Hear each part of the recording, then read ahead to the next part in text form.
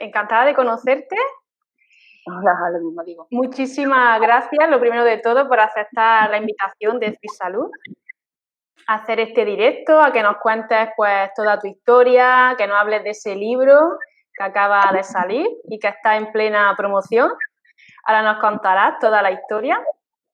Y bueno, si te parece, pues vamos empezando, ¿vale? Y ya a ver si se van añadiendo gente. De todas formas, esto se guarda, con lo cual, pues luego podrán verlo y lo subiremos también a Instagram y a YouTube. Perfecto. Pues lo primero de todo, Monse, ¿cómo estás? ¿Cómo te encuentras? ¿Ya has pasado todos tus tratamientos? ¿Cómo va tu proceso? Bueno, pues en este momento podríamos decir que estoy en revisiones, simplemente cada 6 meses. Voy al hospital cada 6 meses y me hacen mis revisiones.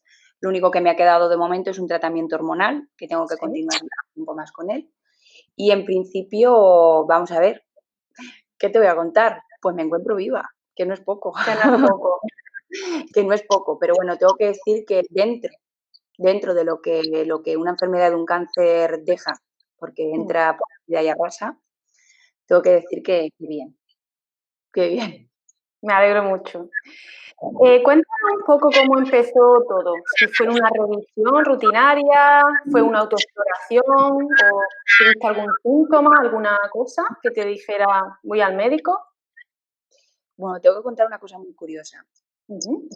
Una que desde muy joven tuve fibroadenomas, ¿vale?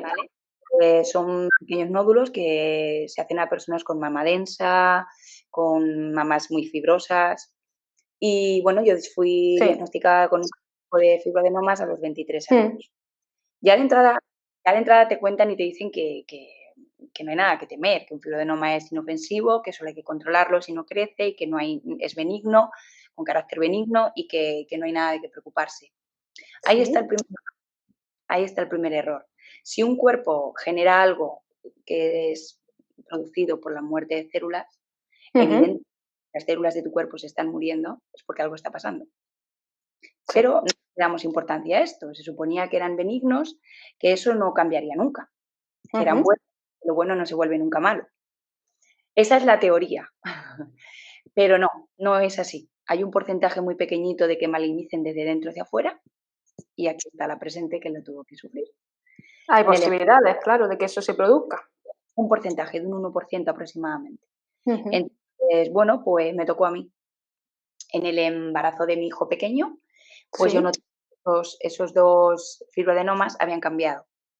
Se habían crecido. Yo notaba estaba dentro de la inflamación que tienes de la mama por el embarazo, pues yo unas durezas que, bueno, pues un día echándome crema después de una ducha, bueno, pues que te proteges mucho más el cuerpo por el tema de las estrías, la piel está dando más de sí y te echas mucha crema. Y yo me palpaba los pechos y noté esas durezas.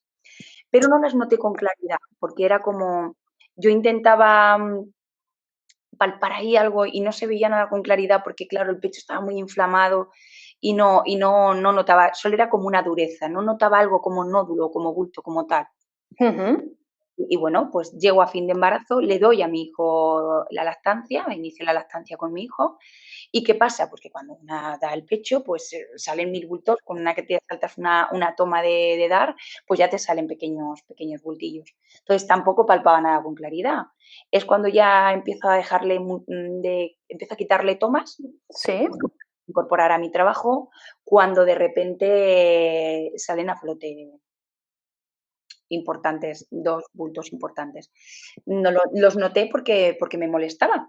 Me molestaba un sujetador en uno de ellos, aquello que la teoría esta de que lo malo no duele, pues yo puedo decir que eso es una soberbia mentira. En mi tumor han sido las 1000 mentiras. Todo lo opuesto, ¿no? Sí, todo lo opuesto. El fibroadenoma no se vuelve malo, mentira. Mentira. Los tumores malos no duelen, mentira. Es decir, yo no me podía ni rozar la goma del sujetador del dolor que tenía. O sea, era súper molestoso. Aquello dio la voz de alarma, me asusté. Di claro. la alarma porque estaba dándole la lactancia a mi hijo y, bueno, pues en mi familia ha habido mucho cáncer de mama y de ¿Tenía otros. antecedentes? Ujú. Sí.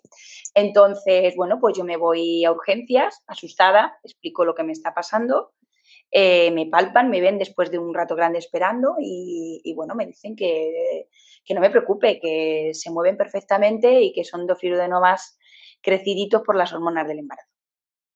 Entonces yo, bueno, pues yo me voy a casa, pero yo antes de marcharme no me quedo tranquila. Y yo les hago partícipes y les digo: "Mira, vamos a ver, yo entiendo que esto es movible, que tú me dices que al 99% yo no tengo absolutamente nada, pero yo no me quedo tranquila. En mi familia hay muchos antecedentes de mama y también de otros tipos de tumores, hay cáncer, Ujú. y yo no me quedo tranquila". Y me dice: "Bueno, pues para tu tranquilidad te vamos a hacer una ecografía preferente que tiene que tardar 15 días y tarda 2 meses y medio. Guau. De tiempo, mis tumores aumentan, crecen de forma descontrolada". Y bueno, pues cuando me hacen la ecografía y la mamografía, el informe que se emite por el médico radiólogo es que son 2 nódulos benignos que no tienen ningún signo de malignidad. Pero por el tamaño, que eran enormes, se decide hacer una biopsia. En esa biopsia sale la madre del pastel. Ya sí Aun se aun el mismo día de la biopsia, una cosa muy curiosa, seguían diciéndome que no tenía nada de lo que preocuparme. Cuidado. Entonces, me dicen que, bueno, 15 días me llamarán y ya está. Y no, a los 5 días me estaban llamando. Bueno, pues yo el día que voy a la consulta, pues pensé que la cosa no iba conmigo. Y en ningún momento pensé que lo que me iban a decir era lo que me iban a decir. ya. Yo fui sola, salí de trabajar y me marché sola a esos resultados. Ujú. Estuve en la sala con otras personas que tenían mucho más edad que yo tenía 37 años recién cumplidos y bueno, en el embarazo tenía 36. Ujú. Y bueno, pues llego allí y me dejaron para la última, una cosa que me pareció muy curiosa. Yo pensé, inocente de mí, bueno, pues me dejan para la última porque yo soy muy joven, Porque les no han es dado, nada grave. puede ser que tengan algo y yo no tengo nada, no hay nada de qué preocuparse, tranquila, Montserrat. Y cuando abrió la puerta el ginecólogo que me había atendido durante todo mi embarazo y me vio, me dijo: "Oh, ¿eres tú?". Y digo: "Sí". Y me dijo: "¿Vienes sola?". Y le dije: "Sí". Y le cambió la cara. En el momento que yo le vi la cara, le Ya puedo asegurar sabías que algo había, ¿no? que sabía que algo estaba pasando. Mm. Me dijo que tomara asiento y yo empecé a ponerme nerviosa. En ese momento, cuando él me dijo eso, yo ya. Normal. La situación en la consulta se podía cortar, la tensión se podía cortar con una tijera, porque recuerdo a la enfermera que estaba sentada Uy. muy seria, muy, muy, muy seria, y al ginecólogo muy serio. Y bueno, pues yo le dije: "Mira, dime lo que me tengas que decir ya, porque me estoy poniendo Claro, verdaderamente". no. Mm. Y me dijo: "Bueno, Montserrat, tengo que decirte que lo siento mucho, pero". Ay, tengo un vecino, lo siento, pero tengo un vecino que le encanta el bricolaje. Me dijo que el resultado de anatomía patológica ha resultado que, bueno, pues que es malo. Ujú. Y yo: "¿Cómo que es malo?". Pero no me habían dicho todo el mundo que lo bueno no se vuelve malo. ¿No llevo escuchando durante 14 años esto? Y me dice: "Ya, pero el resultado de anatomía patológica", giró el volante que lo tenía encima de su mesa, lo que eran los resultados, Sí. "ha determinado que tienes cáncer de mama". En ese momento Madre. el cuerpo hizo fum. Ya me imagino. Empecé a temblar, me temblaban las piernas, recuerdo que parecía que me faltaba hasta el aire. Aquella consulta, me parecía una ratonera. Él empezó a hablar, yo le dije: "¿Cuándo me van a quitar esto?", muy seria, y me dijo: "Enseguida, no te preocupes, 4 de cada 5 mujeres afectadas de cáncer lo superan y no hay ningún problema, te lo van a quitar rápidamente". Y yo, un momento en el que él continuó hablando, la enfermera apuntó por encima del médico: "Monse, tú eres una persona muy fuerte, eres joven", y bueno, yo un momento en el que desconecté completamente, Mm. desconecté por completo, y mi cabeza eran mis hijos. Claro. Yo pensaba que mi hijo tenía 5 meses, el otro 6 años, y que no los iba a ver crecer, que me El moría. miedo, ¿no? Te entró ahí el miedo, claro. como que toda tu vida estás, estamos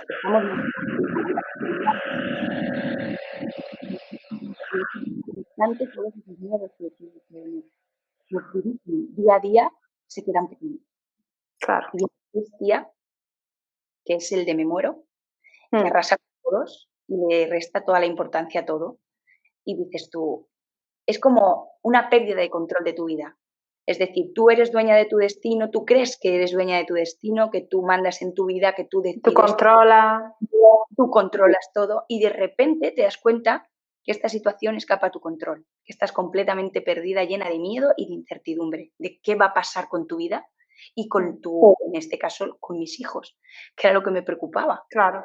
Entonces, aquel día lo recuerdo de una forma muy, muy brutal, porque yo salí de esa consulta, me mantuve en pie, no sé ni cómo me mantuve en pie, tengo que decirlo, porque me dieron un montón de papeles a los que yo tenía que hacer un cambio de hospital, tenía que hacer un montón de pruebas, porque claro, Ujú. sabía que tenía 2 tumores de 3 y 4 centímetros, pero no sabían hasta dónde estaban. Había que hacer las resonancias, los TAC, el PET-TAC, se había que hacer una serie de pruebas radiológicas Todo antes de la cirugía, ¿no? Ujú. control para ver y determinar hasta dónde estaba el alcance y el estadio de mi tumor, de mis tumores, porque eran dos, uno a 11 Eran dos. milímetros, los dos fibroadenomas que tenía. Y bueno, yo salí de esa consulta, no sé de qué manera conseguí salir, porque estaba temblando. Él me vio y me miró, me vio, pues eso, pues alterada, aunque mantuve la calma, pero él veía que yo había un inquietud interior. Mi cara cambió, evidentemente, ante una situación así. Y él me dice, bueno, pues necesitas algo, Montserrat, te encuentras bien. Y yo le dije, no, no necesito nada, yo solamente quería salir de allí. Quería Irte. salir ya, ipso facto. Salí al pasillo y aquel pasillo era como interminable. Iba con un montón de papeles Ujú. en la mano, y a llorar. Me tiré casi hora y media dando vueltas por ese hospital, sin saber ni a dónde iba ni lo que iba a hacer. Me sentaba y me levantaba una y otra vez. No paraba de llorar. Y yo solo pensaba, es que me voy a morir, me Ya. voy a ¿quién va a cuidar de mis hijos si yo me muero? O sea, era algo muy doloroso. Y encima iba sola, no lo podía compartir con nadie. Y la gente que te veía destrozada, destrozada, incluso personal del hospital, nadie se No te acercó pregunto. a preguntarme qué te pasa, por qué estás así, oye, mira, y yo lloraba desconsolada por allí dando vueltas, pero desconsolada, no sabía qué hacer, era como me asfixiaba con tanto papel en la mano y sin saber a dónde iba. Era una sensación de pérdida de control de mi vida. Guau. Y pues a partir de ahí, cuando llegué a casa ese día, lo recuerdo muy bien, lo primero que hice es entrar por la puerta y abrazar a mis hijos, Mm. al al pequeño lo abracé muy fuerte, lo olía, olía sus manos, olía su cuerpo, olía su cara, su piel de bebé. Y yo decía, wow, era como intento guardar recuerdos porque me voy a ir y es como si me los fuera a llevar. Y eso es atroz, o sea, ese es el peor de los infiernos, Horrible. horrible. Y hasta que, por ejemplo, tomas el control un poco de la situación, empiezan a hacerte tus pruebas. Yo en mi caso pilló una época muy mala, 17 de julio, con plenos Guau. recortes Pleno verano. fecha, no o sea, no volvían cuando alguien iba de vacaciones, no ponían a nadie en su lugar, había muchísimo retraso y pruebas que se retrasaban constantemente. Y bueno, yo tuve que esperar 22 días hasta que Madre me mía. el alcance de mi tumor. Os puedo asegurar que fue los 22 días un horror, porque yo no podía dormir, no comía, La era incertidumbre. Claro. era me asfixió. Esa sensación de respiraba y me parecía que me costaba respirar, yo decía: "Seguro que lo tengo en el pulmón también". Me dolía un pie, es que lo tengo en el pie también. Todo lo achacaba ya que era. Y todos los dolores que aparecían en mi cuerpo, que yo creo que el principal era mi cabeza, Mm. eran ya achacados al tumor, que lo tenía por todos sitios extendido y tal. Las noches eran eternas, eternas. No dormía. Me levantaba y me ponía en la cama de mis hijos, en la habitación de ellos 2, y me tiraba toda la noche mirándolo porque tengo un portal que entra luz, la luz de la luna y te Mm. ilumina el portal y a ellos también. Y y me tiraba toda la noche mirándolos y diciendo: "Es que me voy a perder vuestras vidas. No voy a estar aquí para veros decrecer. ¿Por qué me ha tenido que tocar a mí esto?". sí, yo soy joven, he tenido siempre una alimentación saludable, he hecho deporte. La culpa también, ¿no? Persona bien, feliz, y dices tú: "No lo entiendo". Es que no lo entendía. O sea, le daba muchas vueltas a esto y no lo entendía. Y hasta que empiezas en la odisea de todo lo que conlleva un cáncer y coges el control de la situación, es muy complicado, muy duro, es muy duro. ¿Recibiste apoyo psicológico desde ahí, Monse, o fue después, o no lo has necesitado? Bueno, al principio sí que recibí apoyo psicológico. Ujú, Tuve una amiga que me cedió su cita muy amablemente en la psicóloga, Lorena, una psicóloga ujú, que tiene Asociación Española contra el Cáncer. ujú. Trata, pues, a muchos pacientes oncológicos de lo que es la zona de la comarca de aquí, Tomelloso, Alcázar y por los de alrededor colindantes. Y ella me ayudó un poquito a entender ese miedo que me cegaba, que yo no podía ver, era como un miedo que lo tenía aquí delante y no me dejaba de avanzar. Y había que empezar a comprenderlo y asumir. El primer mazazo es como es un duelo, el primero es la rabia, la impotencia, luego la tristeza, hasta que llegas al punto de la aceptación de lo que te está Aceptar de lo que está pasando. es muy complicado, ¿sabes? Muy complicado. Y sí que necesité en ese aspecto, pues, un poco para asumir que una persona joven como yo tenía un cáncer. Podría tener cáncer. Ujú. Exacto. Pero bueno, lo asumí, lo llevé bien. Al principio fue un completo desastre, pero luego después, poco a Luego poco, entraste, ¿no?, en una fase más de esperanza, de optimismo, lo viste de otra manera, ¿no?, ya me imagino. Una vez que te operan. llego por primera vez a esa consulta de ginecología donde me van a dar los resultados, donde es crucial, esos resultados son cruciales, porque ahí es donde te van a decir realmente qué posibilidades vas a tener. Entonces, yo me siento en esa consulta, estaba fatal, muy Ujú. mal. El corazón creo que estaba botando al lado mío porque se me había salido por la boca directamente. O sea, era un miedo lo que tenía, que para qué, preparada o no preparada, o que creía que estaba preparada para escuchar, era como un quiero y no quiero. Quiero escuchar, Ya, pero en realidad me da miedo escuchar. pero no quiero. Y sí, me senté en esa silla delante de la ginecóloga, y la ginecóloga tenía la mirada perdida en una pantalla de ordenador. Ujú. Es decir, yo solo escuchaba, durante unos minutos, solo escuchaba el teclado de un ordenador. Yo buscaba su mirada, ¿No te miraba? no, como pan bendita, y yo buscaba que me mirara a los ojos y que me dijera algo en lo que se iba mi vida. Estaba esperando que me dijera algo. Y fueron unos minutos, sí, es cierto. Pero ella estaba pendiente de todo el rato de la pantalla del ordenador, supongo que estaría mirando mis resultados, mis pruebas, pero yo esperaba, aquello era como eran unos minutos que para mí fueron eternos. Ujú. Yo solo escuchaba el teclado del ordenador y para mí eso era brutal. Ahí vi la deshumanización que en algunos momentos hay en el sistema sanitario. Y bueno, pues cuando por fin me miró a los ojos y ya empezó a explicarme y me dio posibilidades, pero aún así, esa falta de empatía o esa falta de humanización a la hora de recibirme me creó ciertas dudas.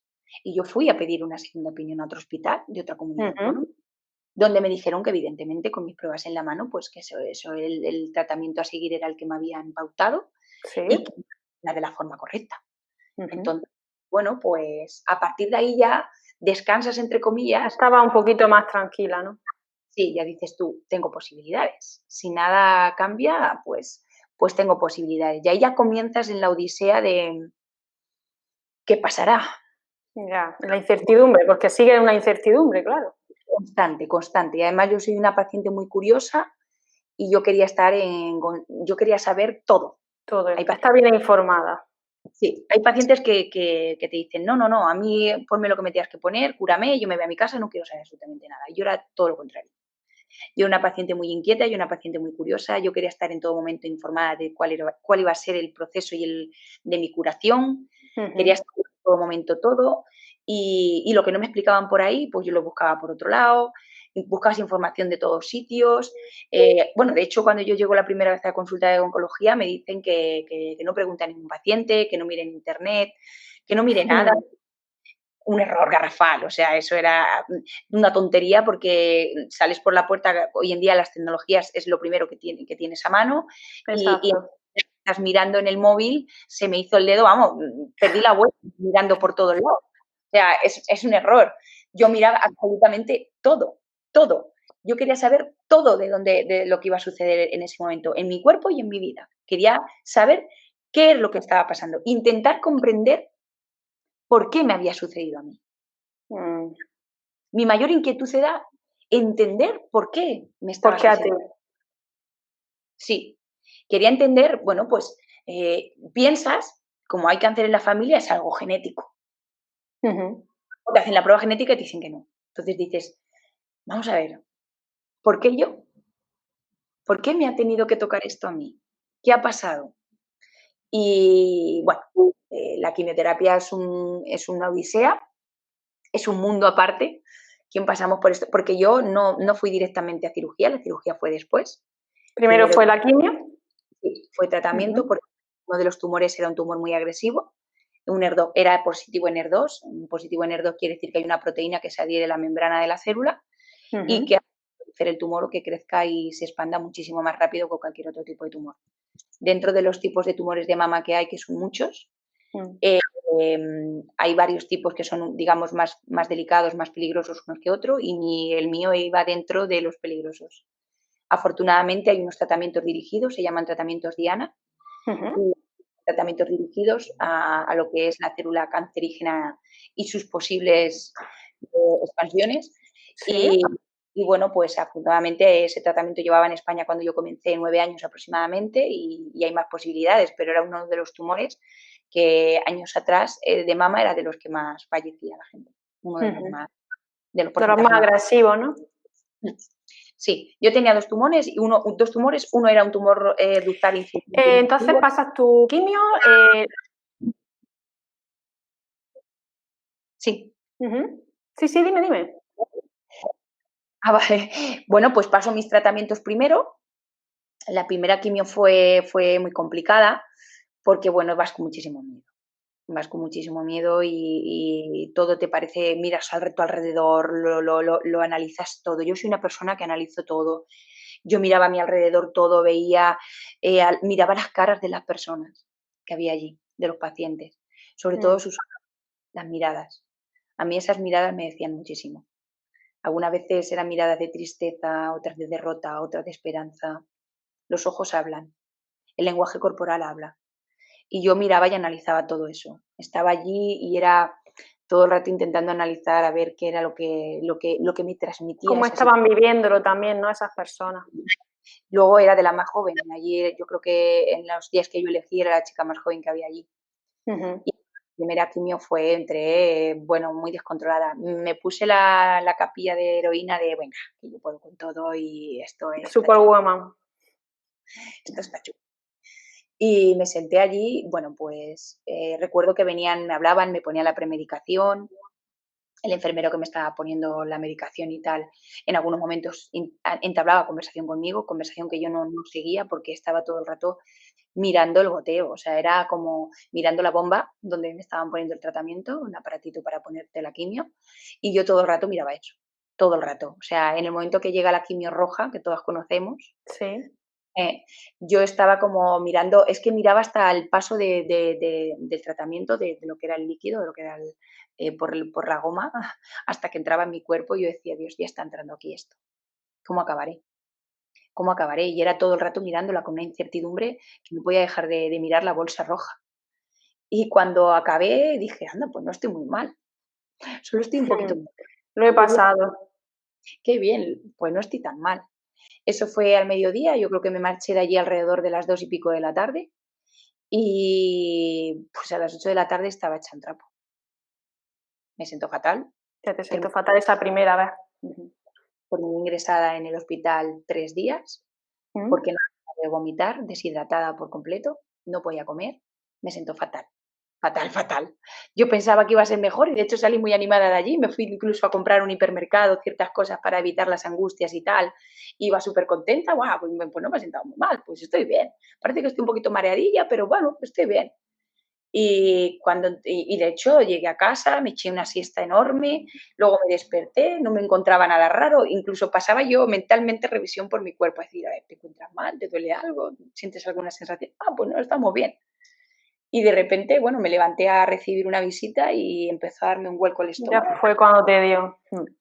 Un vuelco el estómago, aquello se empezó a mover ahí, algo ahí, una angustia que no me dejaba y empecé a marearme, seguidamente empecé a marearme y aguanté la visita, aguanté el tipo que yo creía que me moría allí sentada aquí en el sillón de mi casa, deseando que por favor se Que marcharan se porque yo fueran.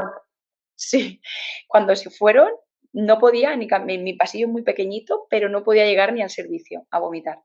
Y ahí me tumbé en el suelo y me puse a vomitar y aquello era como, yo no sé, yo creo que vomité la primera papilla, porque no era normal. Yo no tenía tanta alimentación en el cuerpo conforme vomitaba, o sea, a medida de lo que vomitaba, era imposible. Y ahí empezó la odisea quimioterapia. Yo era una paciente muy vomitosa, Te afectó mucho, ¿no? las primeras 4 no me sentaban nada bien, las primeras 4, que son las de 21 días, me sentaron fatal. Ujú. Luego las 12 siguientes, los taxanos, los taxoles, pues me sentaron muy bien. No me causaron ningún, era más agotamiento y el agotamiento también precedido bueno, pues porque los tratamientos van haciendo mella, hay un residuo que Claro, se va pasando ya factura. Ujú. el residuo va quedando y tú te sientes cada vez más agotada, los efectos secundarios, vienen muchos impactos en Se va ese momento. acumulando. Ujú. Impacto primero, el miedo de cuando ya te dicen, bueno, vas a vivir, está controlado, ya empiezas a pensar en las cosas más físicas, es decir, más estéticas. Me voy a quedar calva, ay, me voy a quedar sin pestañas. Lo de quedarme sin pestañas a mí me preocupaba más que incluso quedarme sin pelo. El pelo. Es curioso, ¿no? Tiene una fijación diferente. Y yo decía, pues si me pierdo las pestañas, me las pongo postizas, aunque me las tenga que pegar con superglue, en plan broma. Pero yo quiero mis pestañas. Y es que realmente cuando pierdes las pestañas o pierdes las cejas es cuando pierdes la expresión de la cara. Y es cuando Exacto, sobre todo las cejas, ¿no? exacto. Hay muchas chicas que me han contado que lo que más les impactaron fueron las cejas. Claro, porque pierdes la expresión de la cara y es cuando realmente te sientes enferma. Cuando te ves reflejada en una Sí. imagen como una. Entonces, eso me preocupaba.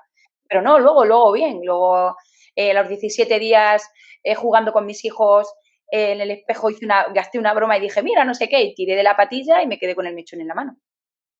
Y dije yo, ¡oh! Y mi hijo, el grande, se quedó sorprendido, mamá. Ay, ¿qué ¡Por! te pasa? Yo le dije, bueno, pues tírame del otro lado. Y tiró y se quedó con el mechón en la mano también. Y dije yo, bueno, me puse una pañoleta que tenía en casa y Ujú. esperé a la noche que todo el mundo estuviera durmiendo para poderme rapar el pelo. Capaz ya. Ujú. Sí. Al principio, pues lloras, lo pasas muy mal, es una cosa Sí. muy Hombre, ese complicada. primer impacto, sobre todo para la mujer, no es fácil. Sí, sí. Pero luego después me acostumbré a ponerme mis pañuelos y bueno, al principio me veía un poco rara, no estaba muy convencida de ello. Pero luego después ya te acostumbras y bueno, pues era muy cómodo. Ujú. Es decir, es muy cómodo porque tardas menos luego cuando te duchas y te arreglas. No Sí, no esa es no la te ventaja, ¿no?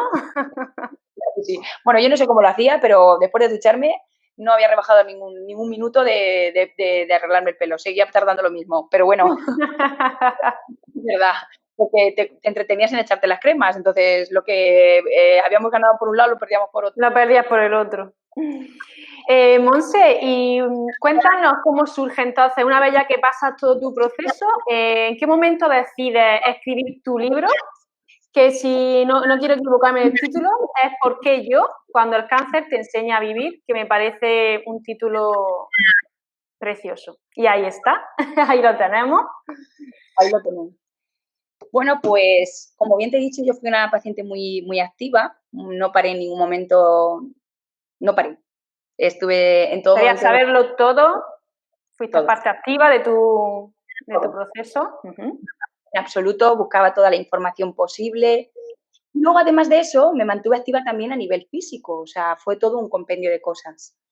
Y porque además comprendía que si físicamente me encontraba más o menos regular, emocionalmente también. Te afectaba. Exactamente. Entonces, bueno, pues empecé a conocer a chicas que a mí me vibraban muy positivo, que, bueno, pues que eran divertidas como yo. empecé a ponerle un toque de humor a la enfermedad. Era como un humor negro que nos reíamos de nuestras secuelas, de nuestros efectos secundarios, que eran muchos, cosas que por pudor no hablas o no comentas, pero que los tienes, y entonces nosotros le pusimos este toque de humor. Y acércate a gente que te vibra positivo, que tú sabes que está en la misma onda que tú, y de repente dices, bueno, pues las conoces. Yo tenía en común solamente el hospital de referencia donde nos tratábamos todas, pero realmente eran de pueblos diferentes. Y un buen día hacemos una comida, se crea el colectivo de supernenas, mujeres Sí. afectadas en ese momento, y a partir de ahí yo comienzo a aprender y a comprender que cosas tan sencillas y tan inverosímiles como que no podemos pelear contra, no podemos registrarnos en esto de la luchadora, porque no se puede pelear contra un cáncer. Es un No, error. una batalla. No, porque eso lo has creado tú. Es mío, forma parte de mí, es de mi cuerpo y yo no puedo luchar contra mí misma. Es un error. Tengo que asumir, tengo que aceptar, invitarla amablemente a que se vaya a marchar. Pero yo no puedo luchar contra mí misma. Es parte de mí y lo he creado yo. Cuando comprendes eso, empiezas a cambiar el chip, ¿vale? Cuando Cambia la perspectiva, ¿no? empiezas a despertar. Es como despertar en un mundo de locos en lo que no esperas, te das cuenta que todo es más sencillo de lo que parece y que estamos haciendo. Es que además tengo claro que un cáncer viene a enseñarte, y hay que aprender una lección. Y hay que plantearse, pararse en la vida y decir, ¿qué está pasando en tu vida hasta que ha llegado este tema, hasta que ha llegado esta enfermedad? Hay que analizarlo. Es una cosa muy curiosa, pero hay que analizarlo. Pues a partir de crear este colectivo, que en principio éramos 17, en un mes 40, el mes siguiente 50, y de repente se descontroló y empezó a ser un colectivo muy activo y muy grande, hasta conseguir hacerse 300 y pico mujeres a nivel nacional, pues lo que hacíamos era divertirnos. Olvidarnos por unos momentos que la enfermedad estaba ahí De y la yo la juntaba enfermedad, para ¿no? divertirnos. ¿Sí? Yo hacía quedadas y todo aquello que yo había hecho durante el proceso de mi enfermedad, que yo me había mantenido súper activa, que no había hecho estando sana, cuidado, aquello que dices tú, es una cosa muy curiosa. Nacemos con un pensamiento como que fuéramos a ser eternos. No nos damos cuenta que la muerte está ahí y que nacemos y que hay que morir. Que la Es lo muerte único seguro que tenemos. la muerte es un proceso natural de la vida, pero vivimos como si fuésemos eternos. Es una cosa muy curiosa. Queremos vivir como si fuésemos eternos, pero no somos conscientes de que la muerte está ahí y que planea por la cabeza de todos y que todos vamos a morir. Y te pasas la vida posponiendo todo. Bueno, esto luego para cuando no sé qué, pues esto lo dejo para esto lo pospongo para lo otro. Así es. Y lo que pospones no vuelve. No te das cuenta que todo lo que estás posponiendo te lo estás perdiendo, porque la vida es más corta de lo que parece y no va a volver. Entonces, yo no pospuse nada. Todo aquello que me entraba por la cabeza, por locura que fuera, lo hacía, Lo hacía. lo disfrutaba. Si me encontraba mal y me levantaba un día que yo decía, no puedo con mi cuerpo, me duelen las piernas, no me encuentro bien, me sentaba en el sillón de mi casa y yo decía, ¿qué hago? Y yo decía, mira, hablando mal, que se jodan los dolores, que me duela con razón. Me ponía activas, ataba bien los cordones y decía, a la calle, a caminar. A salir, ¿no? Camino media hora, pues media hora. Que riegue mi casa reventada y no tenga ganas de pensar. Pues todas esas actividades empecé a montar a caballo. Me mantuve todo el tiempo activa haciendo yoga, Qué bueno. bicicleta. Todos los días de la semana tenía algo. Incluso me apunté que no me gusta bailar sevillanas y nunca me ha gustado. Qué bueno. Pero yo dije, bueno, pues ya está, pues un día tenía que empezar, voy a intentar bailar sevillanas. Y me apunté a todo, o sea, a todo. No había nada que me quedara por hacer. Todos los días de la semana tenía algo que hacer. Durante la mañana, mientras que mi hijo estaba en el cole y el pequeño en guardería, yo me tiraba toda la mañana haciendo actividades, dedicándome mi tiempo a mí, A a cuidarte tú. amarme a mí misma, a escucharme, a entenderme, porque era también una parte que yo necesitaba sanar. no solamente algo físico, sino mi interior. A intentar comprender qué era el ciclón cáncer que había entrado por mi vida y yo tenía que saber qué era lo que estaba pasando. Esa inquietud, yo tenía que descubrir qué era lo que había ahí dentro, porque evidentemente te pasan 1000 millones de cosas por la cabeza, 1000 millones de preguntas, ¿sabes? O sea, es decir, tienes muchísimas inquietudes y dices tú, yo necesito saber qué es lo que está pasando. Es decir, no solamente estamos hablando de algo físico. Hay un error enorme. El ser humano es físico y emocional. Es decir, es un tándem, lo físico y lo emocional. Y si alguna de las cosas está mal, la otra está mal. La otra va mal. Exactamente, pero no comprendemos que eso es así. El ser humano achaca una enfermedad o una patología solo a algo físico, pero hay un origen casi siempre Casi emocional, siempre, exactamente. siempre emocional. Es muy curioso, pero es real. Entonces, yo necesitaba también sanarme por dentro.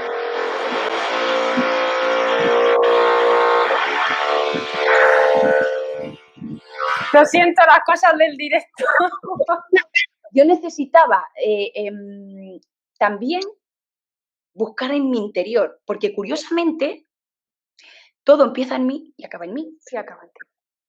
Y curiosamente, el ser humano tiene la tendencia a de todos los problemas que tenemos en nuestra vida, o lo que nos rodea, o lo que nos sucede, buscar siempre culpables en terceros. En el exterior, buscar la respuesta afuera. Exactamente. Queremos que nos lo solucionen los demás, pero no somos conscientes de la responsabilidad que tenemos nosotros como paciente, que eso no nos lo puede hacer absolutamente nadie. Eso es una responsabilidad que asumimos, que tenemos que asumir nosotros. Nosotros. Claro, yo tenía que buscar qué parte era la que a mí me tocaba de hacer.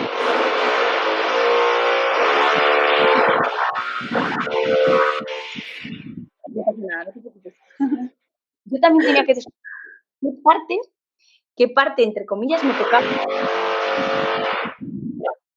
Y bueno, pues al final, poco a poco, fui comprendiendo ciertas cosas. Ciertas cosas que por un lado me descolocaban, pero me hacían cada vez más yo. Ciertas cosas que me aislaban, pero me hacían cada vez más yo.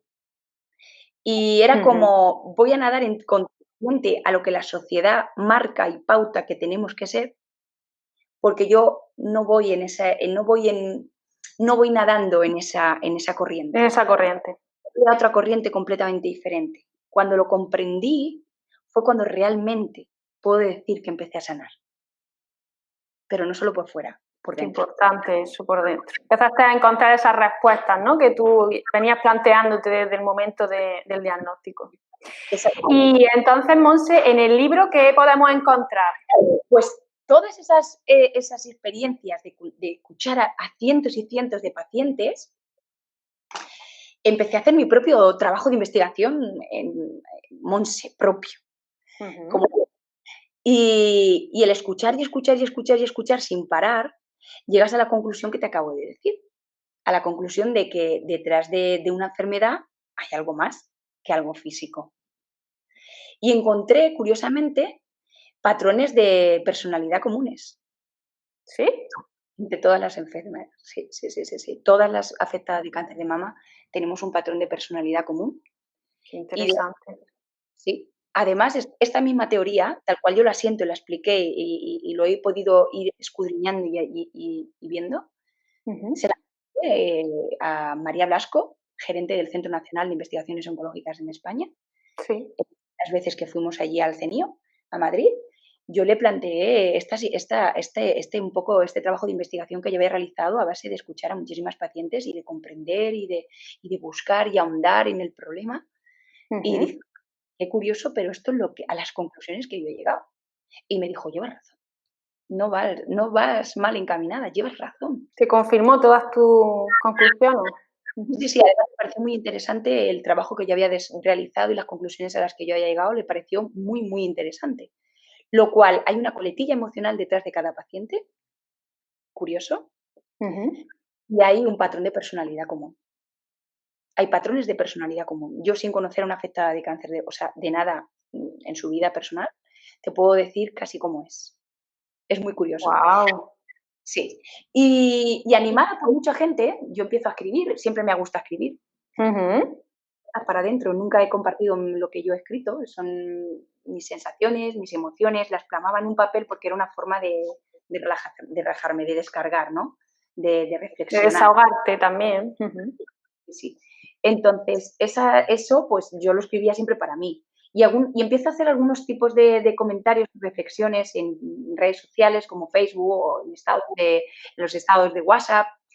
Y la gente empieza a gustarle y empieza a seguirme y a decirme, ¿por qué no escribes? ¿Por qué no escribes? Creo que tienes dotes para escribir, tienes que escribir, no sé qué. Y yo decía, "Pah, yo no soy escritora, yo no valgo para escribir". No, tienes que escribir, no sé qué, anímate y tal. Y yo pensé, vale, yo escribo, pero yo no quiero escribir algo. ¿Cuántos relatos conocemos de afectadas de cáncer? Cientos, cientos. Mucho. Hablando de que de cáncer de mama, en el año 2019 había 32.000 casos de mujeres afectadas de cáncer de mama. Entonces, yo no quería hacer algo que ya estaba escrito por todo el mundo igual. Simplemente cambiar la sensación o la emoción de la persona de conforme lo ha vivido ella. Yo Quería quería algo diferente, ¿no? algo que rompiera esquemas. Yo quería contar la realidad, lo que no se cuenta. Muy bien. Las virtudes y todo lo que lleva una enfermedad de un cáncer, que no es lo que vemos en una televisión el día 19 de octubre con el lazo rosa y el pañuelito. No. Esta enfermedad deja secuelas mínimo emocionales, deja secuelas físicas, dependiendo de las cirugías y los tratamientos que hemos pasado, pero también deja secuelas socioeconómicas. Estigma que el paciente oncológico arrastra.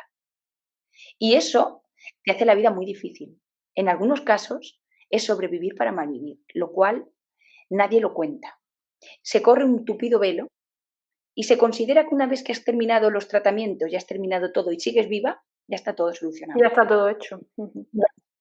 Nos convertimos en pacientes crónicos, dependientes para siempre, ligados a hospitales, ligados a muchísimas cosas que nos dificultan luego en la vida cotidiana hacer una vida dentro de la normalidad, en algunos casos, Exacto. no todos. Entonces, todas esas cosas no se cuentan.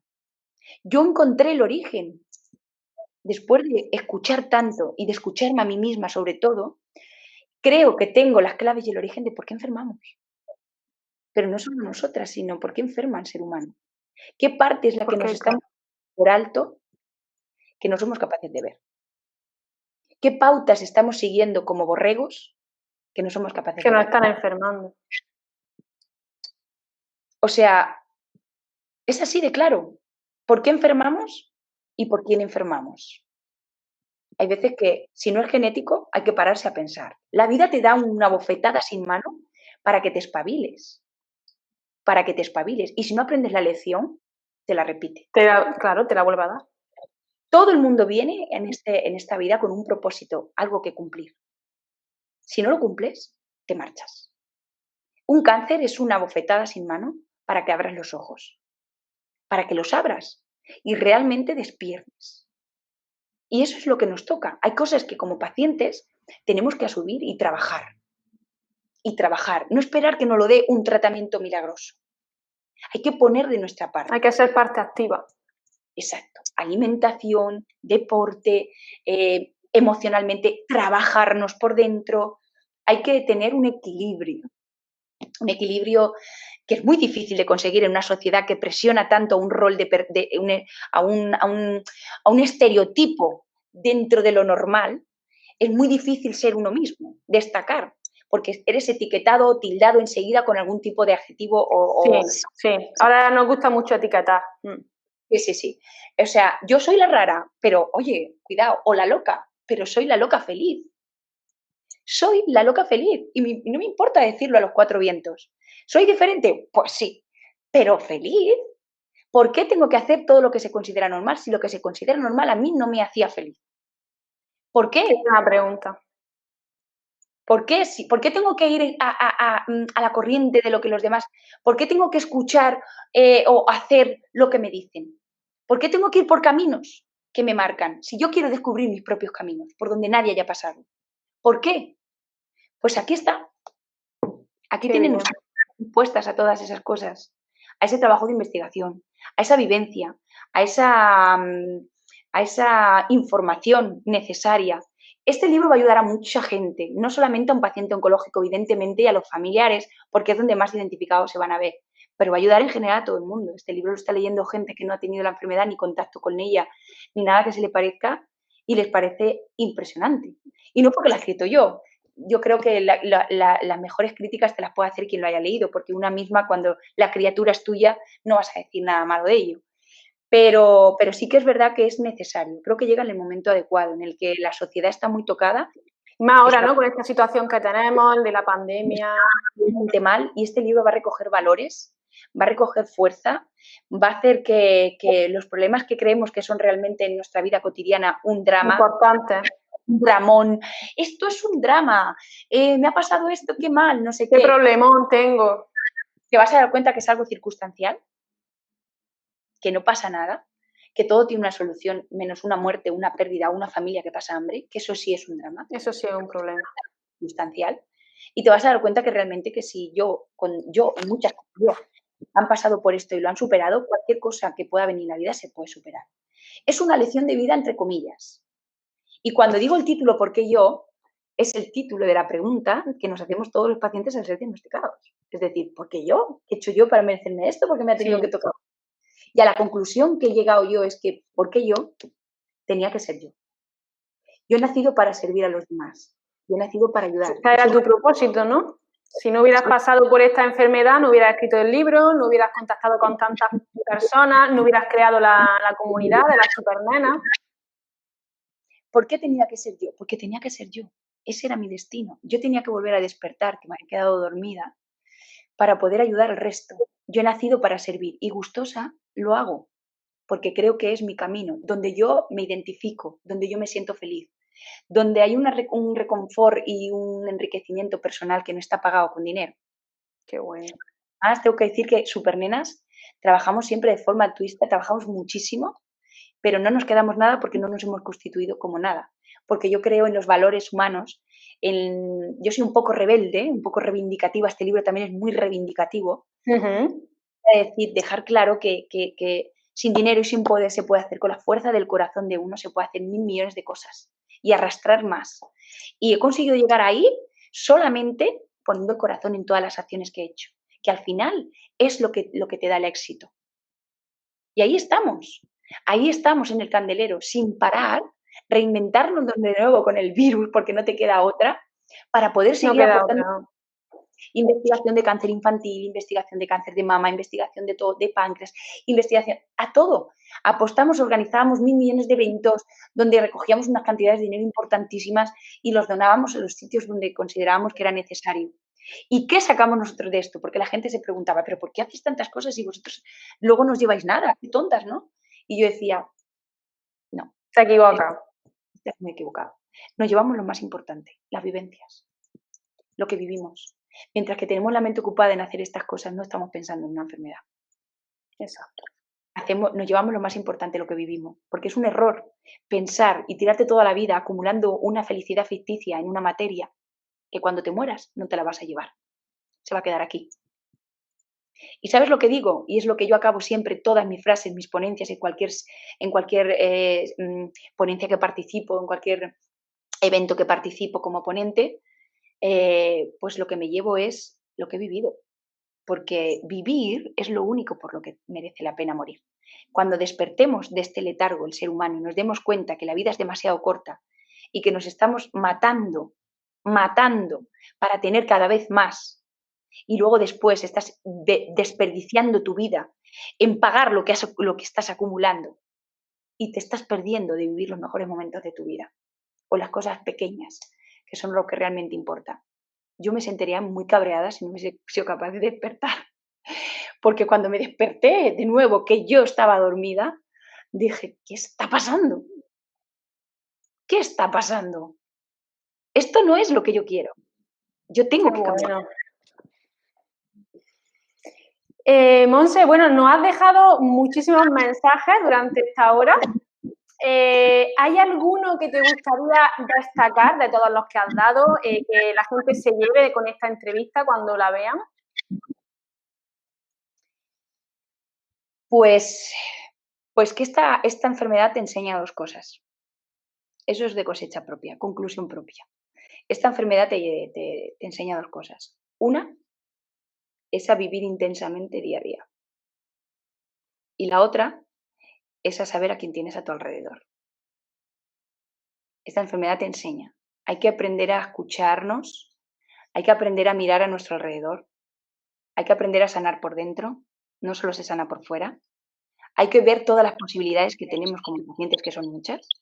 Yo me mantuve muy activa con la meditación, con el yoga, acupuntura. Hay muchas posibilidades, cosas que podemos hacer nosotras, que nos mejoran, que nos hacen sentir bien y que nos apoyan. O sea, digamos que es como un apoyo, como un respaldo. Un complemento. Un complemento de todas esas cosas que están ahí, que las podemos utilizar, que las desconocemos, pero que valen, que sirven, que funcionan y que nos ayudan. O sea, y todo lo que te ayude en este proceso de enfermedad es muy importante. Es muy importante para seguir adelante. Y sobre todo, tener en cuenta que esto es el 80% de esta enfermedad. Que todo está aquí. Todo empieza aquí y acaba aquí. Y esto es un arma de doble filo. O te puede ayudar a sanar o te puede ayudar a enfermar. Totalmente de acuerdo. Realmente demostrar, no decir que yo ahí muy efímero, emociones, hago un poco así. No. No, está demostrado ya, claro. Demostrado que un nivel de el estrés prolongado, las irritaciones, el malestar, el enfado, todas esas cosas negativas elevan el nivel de cortisol y este es el que se encarga de desordenar, de destruir y de evitar que se vuelvan a reproducir las células sanas y te lleva a una enfermedad. Científicamente demostrado. Así que yo lo único que les digo, que vivan, pero que vivan en el amplio sentido de la palabra. En el amplio sentido de la palabra. Y no es algo utópico que todos los pacientes podamos decir. No. Es que aprendes a saborear la vida y las cosas pequeñas de una forma tan especial que parece hasta mágico. Ahí está el kit de la cuestión. Es cierto. Aprender a hacer eso. Ese equilibrio. Lo que piensas, lo que sientes y lo que haces. Y lo que haces. Ahora mismo no te escucho. Vale, ahora te escucho. Pues ahora sí. Esperemos que este libro, estoy segura de que va a ayudar a muchas personas, como dicen, no solamente pacientes o familiares, sino cualquier persona. ¿Y dónde se puede conseguir, Montse, el libro? Bueno, pues ahora mismo, para la gente que no está por la zona, que es donde realmente se puede conseguir el libro en cualquier sitio, ahora mismo lo tenéis en la web de la editorial. La editorial está aquí, es Fagus Editorial, ¿no? Editorial, y ahí está el libro. Tengo que decir, le tengo que dar la vuelta porque es un libro solidario. Tengo que contar, mira, no sé si... Sí, algo se ve, sí. A ver, ahí se ve Heikan y Fundación CRIS, es un libro solidario. Un porcentaje como autora. Yo quería que, bueno, pues hay que reinventarnos, hay que seguir donando, no nos dejan de hacer eventos ahora por el tema del virus. El virus. Ir aportando, la investigación no puede parar. No puede. Se esperan en los próximos años más de 7 millones de personas afectadas de cáncer. Con el tema de virus hemos pasado a un segundo plano, lo cual veo una locura, porque ahora está muriendo muchísimo más gente de cáncer después de la pandemia que el propio virus. Así es. Causa de muerte en los países subdesarrollados. Tengo que decir que está siendo devastador porque hay tumores que no se han detectado a tiempo por el tema del colapso sanitario. Ahora estamos pagando los daños colaterales de esta pandemia al paciente oncológico. Manda narices que después de todo lo que tenemos que pagar, sigamos pagando. Sigamos, sí. Es la realidad. De hecho, durante la pandemia, durante el pico más alto de la pandemia, el colapso sanitario, hemos sido descartados de las cribas por haber tenido una enfermedad grave. Esta es la realidad, lo que nadie cuenta, pero es la realidad. Lo que no se cuenta, exactamente. Es la realidad. Y ahora encima, pues ahora tenemos que pagar los daños colaterales de habernos quedado en casa, de no habernos revisado, de no habernos visto en su momento cuando nos tocaba, pues tumores que han alcanzado estadios que ya son imposibles de remitir, fallecimientos, etcétera, etcétera. Y esto lleva muchísimos años, 100 años, no es un virus, es una enfermedad que después de emplear tantísima investigación en ella, hasta ahora, no se ha conseguido una cura, ¿vale? Y de hecho lo digo con contundencia, palabras del señor Mariano Barbacic, dichas a mi persona, de 500 y pico drivers registrados de tumores que hay, solo hay una vericidad de cura de 9 nada más, por lo cual el cáncer está imparable, aún después de todo lo que se emplea en Después de todo. sigue sin haber una cura fiable y que no pase por tratamientos superagresivos que les deja a los pacientes secuelas y una calidad de vida en algunos casos muy precaria, aunque están vivos, y hay que decirlo así, porque no nos queda otra. Pero seguimos estando ahí, es ya como bien he dicho, la primera causa de muerte en países subdesarrollados y que no se pueden dejar de lado a un paciente oncológico porque esta enfermedad no entiende ni de edades, ni de clases sociales, No, ni en absoluto. no entiende de raza, color. Es decir, lo mismo toca a un niño recién nacido que toca a una persona de 20, y ahora, precisamente, el tumor está descontrolado, el cáncer está un poco descontrolado, entre comillas, porque cada vez se manifiesta en edades más tempranas. Más tempranas. Cada vez enferma la gente más joven, algo que es inexplicable, pero es la realidad. O sea, en los años pasados, 2019 y 2018, 92.000 personas afectadas de cáncer, creo que es una barbaridad, de los cuales, 300 y pico mil personas afectadas de cáncer, de los cuales 90.000 eran en edad laboral, o sea, gente joven, y de los cuales, después de pasar la enfermedad, 25.000 después de esta enfermedad quedan en extrema pobreza. Es algo en lo que yo también hago hincapié en mi libro, en esa parte que nadie ve, que nadie cuenta. Exactamente, que era necesario que se contase, que alguien ya se quitase la máscara y hablase claro y con contundencia, sin tapujos. Y eso es exactamente lo que yo he hecho. Como comprenderé, yo soy una persona muy reivindicativa también en ese aspecto, sobre todo con el colectivo de los pacientes oncológicos, porque creo que en algunos aspectos estamos muy dejados de la mano de Dios y creo que no es justo. No se puede sobrevivir a una enfermedad así para malvivir. Creo que no es justo, ni humano siquiera. Claro, es que no solamente es curar, ¿no? Es también qué calidad de vida luego queda. Exacto. Pero eso es muy importante. Eso no se contempla en ningún sitio y ahí voy yo con toda la fuerza del mundo para que se contemple esto, que se contemplen nuestras necesidades y que un cáncer no es solo el 19 de octubre. Son los 365 días del año, que seguimos estando ahí. Seguimos estando ahí. Y que hay que seguir apostando por ayudar al paciente oncológico. Y yo lo pude hacer con esta forma. El porcentaje que correspondía como autora del libro irá destinado a Fundación CRIS contra el Cáncer, pioneros en la investigación de tratamientos infantiles con de cáncer infantil. Sí, pioneros en ella. Y también ahora llevan una línea de cáncer de mama y están inmersos en el Hospital General de la Paz en un tratamiento contra el coronavirus. Es decir, trabajan muy duro. Y GEICAM, que es el grupo español de cáncer de mama, que su meta es que en un futuro ninguna niña tenga que pasar por un cáncer de mama. Por un cáncer. Cada vez que alguien adquiera este libro, está adquiriendo, fuerza, porque es la que te va a dar cuando termines de leer, fuerza, mucha fuerza, y luego después está siendo una adquisición solidaria, aportando a esa investigación tan necesaria. Y tengo que decir una cosa muy importante. Esto no lo hago por mí, ni por las que ya lo hemos pasado. Esto lo hago por ti, por el resto, por los más de 7 millones de pacientes que van a venir en los próximos años. Esto va por vosotros. Sí, porque eso es un legado, digamos, se va a quedar ahí. No, no se va a quedar aquí. Esto no va a parar, está imparable. Entonces, esto va por vosotros, para que todos tengáis la oportunidad de mejoras, para que al final se consiga que el porcentaje de fallecimientos sea el mínimo. Porque la cura... No sabemos si llegará algún día. Si llegará algún día o si interesa que llegue. También. Buena pregunta. Exacto. Entonces, nada, pues tú me dirás. Pues muchísimas gracias, Monse, de verdad, por tu tiempo, porque sé que estos días estás liada con la presentación y toda la promoción del libro.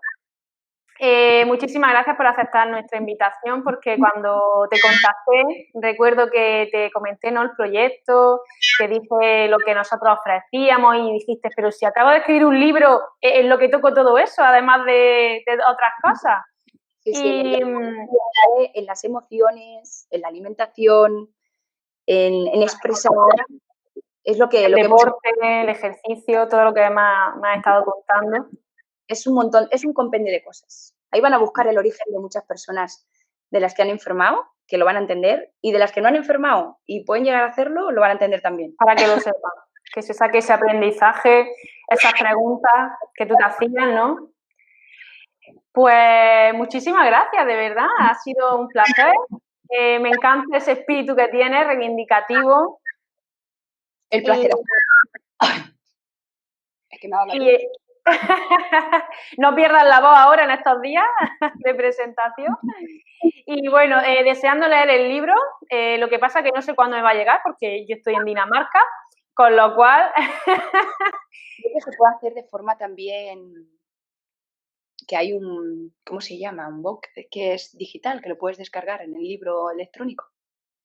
Ah, pues eso no lo he mirado, En la página web de Fagus Editorial puedes tener la oportunidad también de descargarlo de esa manera, de comprarlo, adquirirlo de esa manera. Lo que es un ebook, ok. Pues para todos aquellos que no quieran el libro en digital o no puedan obtenerlo, también el libro en papel es otra opción. Exacto, o sea que lo pueden hacer de ambas formas. Y espero que llegue muy bien. Sí, seguro que sí. Muchísimas gracias, Monse. Espero que podamos seguir contigo contar contigo desde Soy Salud y cualquier cosa que quieras reivindicar o que quieras hacer visible, cuenta con nosotros. Cuando leas mi libro vas a entender muchas cosas. Seguro que sí. Seguro que sí. Ganas de preguntar. Sí, tendré que hacer otra entrevista cuando lo lea. La segunda parte. Seguro, la segunda parte. Bueno, me alegro que este directo se haya hecho, porque era la primera vez que lo hacíamos en Facebook. Espero que se me guarde bien. Y lo editaremos para ponerlo también en el canal de YouTube y en Instagram, para todo aquel que no haya podido estar esta mañana en directo. Muchísimas gracias a ti, de verdad. A todos por escucharme, por estar ahí, y espero, yo lo que digo, que mis palabras sirvan de mucho a muchas pacientes.